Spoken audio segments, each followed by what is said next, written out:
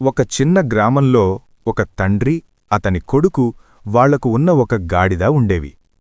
ఒకరోజు వాళ్ళు ముగ్గురు పక్క గ్రామానికి ప్రయాణం చేయాలని బయల్దేరారు.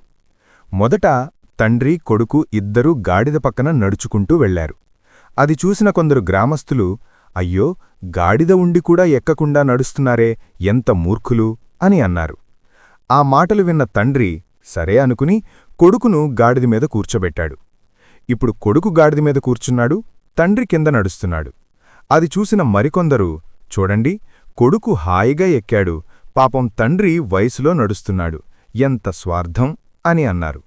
అప్పుడు తండ్రి కొద్దిసేపు ఆలోచించి, ఇలా కాదు అనుకుని తానే గాడిదమీద ఎక్కాడు.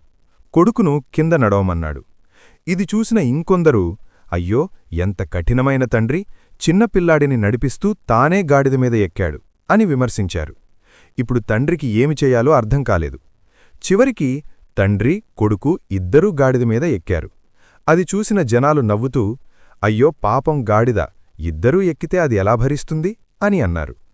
అప్పుడు తండ్రి గాడిద నుంచి దిగాడు. కొడుకును కూడా దిగమన్నాడు.